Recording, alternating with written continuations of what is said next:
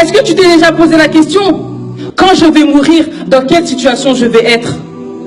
Il se peut que tu sois en train de voler, il se peut que tu sois en train de conduire, il se peut que tu sois avec tes enfants, il se peut que tu sois en train d'écouter de la musique, il se peut que tu sois en train de commettre l'un des pires péchés, comme il se peut que tu sois en état de prière, en état de jeûne, ou en train de te repentir. Malgré tes richesses, malgré tes maisons, malgré ton nom de famille, la mort ne fait aucune différence. Elle ne fait pas la différence entre un grand et un petit.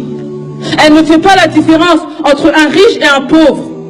Elle ne fait pas la différence entre un jeune et une personne âgée. Et elle ne fait pas la différence entre celui qui est en bonne santé et celui qui a une maladie. Mon frère, ma soeur, sache que la mort vient subitement, au moment où tu t'y attends pas. Ce n'est pas l'ange de la mort qui va venir toquer à ta porte pour te dire qu'il est l'heure de partir. Regarde autour de toi, combien de personnes, combien de proches, combien d'amis étaient présents hier avec toi, mais ne sont plus là aujourd'hui.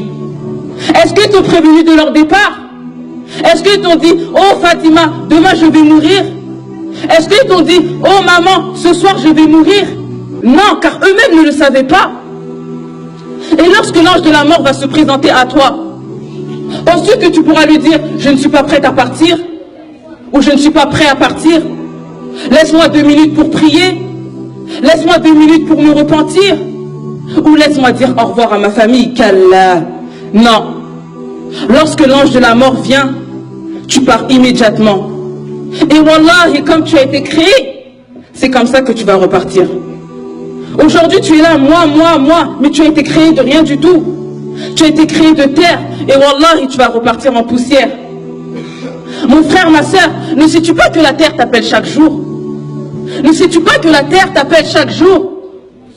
Oh, fils d'Adam, aujourd'hui tu marches orgueilleusement sur moi, mais demain c'est moi qui serai orgueilleux sur toi.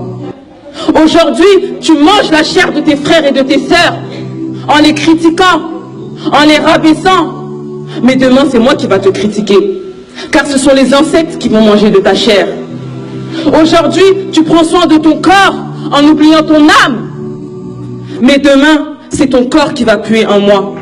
C'est toi qui vas me salir. Allahu Akbar. Est-ce que, mon frère, ma soeur, est-ce que tu t'es préparé pour la mort? Pose-toi la question.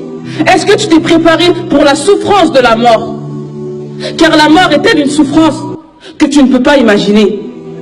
Car même le meilleur homme sur terre, celui à qui le paradis a été promis, celui qui ne commettait aucun péché, celui qui était l'envoyé d'Allah, celui qui était l'ami intime d'Allah, notre maître Mohammed sallallahu alayhi wa sallam, a connu la souffrance de la mort.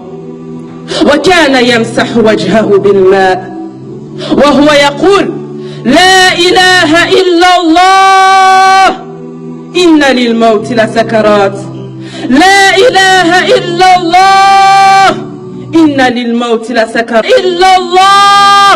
Inna lil mawti la sakarat. Le prophète alayhi salatu wassalam, alors qu'il se rinçait le visage avec de l'eau, il disait, il n'y a pas de divinité en dehors d'Allah. Certes, la mort est difficile. Certes, la mort comporte des souffrances. Certes, la mort n'est pas facile.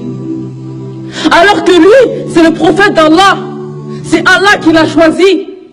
Mais il a souffert au moment de sa mort. Qu'en est-il de nous aujourd'hui? Nous qui commettons des péchés. Alors wallahi, au moment de notre mort, on va souffrir. Wallahi, au moment de notre mort, on va souffrir. Car mon frère, ma soeur, lorsque la mort va se présenter à toi, lorsque la mort va se présenter à toi, tu seras choqué comme jamais tu n'as été choqué dans ta vie.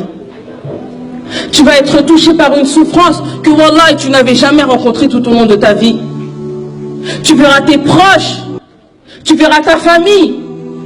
Mais Allah subhanahu wa ta'ala aura décidé que ce jour-là, même le plus grand des médecins ne pourra pas venir en ton aide. Même le plus grand des médecins ne pourra pas venir en ton aide. Kalla idha balagati taraqi wa qila man راق وظن أنه الفراق وَالْتَفَّتِ السَّاقُ بِالسَّاقِ إِلَى رَبِّكَ يَوْمَئِذٍ الْمَسَاقُ كَلَّا إِذَا بَلَغَتِ التَّرَاقِي. Mais non, quand l'âme en arrive au clavicule, وَقِيلَ مَنْ رَاقٍ. Et qu'on dit, qui est exorcisseur? Qui est médecin? Où sont les médecins aujourd'hui pour guérir cette personne? وَظَنَّ أَنَّهُ الْفِرَاقِ. Et que l'agonisant est convaincu que c'est la séparation, que c'est la mort. وَالْتَفَّتِ السَّاقُ بِالسَّاقِ. Et que la jambe s'enlace dans la jambe. C'est-à-dire que ce sont les difficultés de tes derniers instants sur terre qui vont se mélanger aux difficultés de tes premiers jours dans l'au-delà. Car ce jour-là,